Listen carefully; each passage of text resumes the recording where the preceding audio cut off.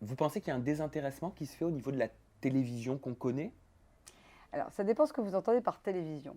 Moi, j'entends par télévision un téléviseur. Donc non, ce qui est rassurant, par exemple, pendant des années, des sociétés de production ont investi on va dire, des programmes digérables sur son mobile. Alors c'est très très bien, par exemple sur les sketchs, les choses comme ça, ou les petits modules, les tutos et tout.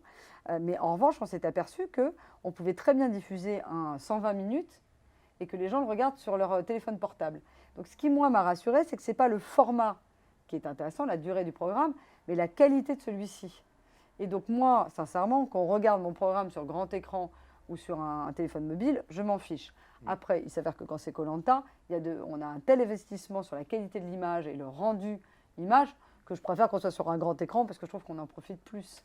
Oui, mais sur Netflix, sur Amazon Prime, on On peut peut le voir regarder aussi sur un partout. grand écran Voilà, comme le replay au final. donc moi, je trouve que c'est juste une nouvelle manière de consommer la télévision. Donc c'est un avantage pour vous. Ah bah oui, alors nous, franchement, on a tout à gagner là-dedans. Vous allez en tirer parti? Non, mais évidemment, on travaille, comme je vous dis, avec toutes les plateformes.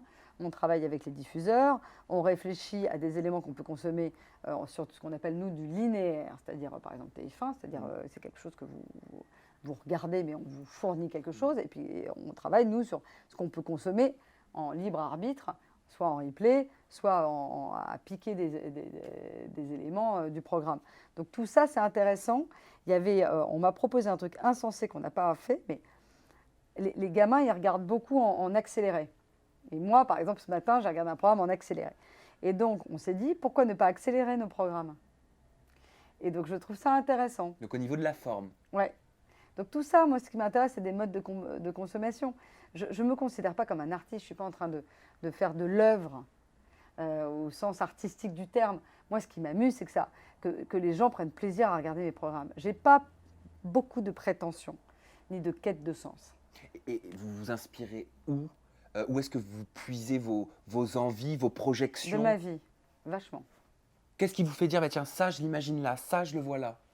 Alors, beaucoup déjà de l'échange que j'ai avec les équipes, parce que, voilà, et beaucoup de ma vie, c'est-à-dire que je suis hyper réceptive avec l'air du temps.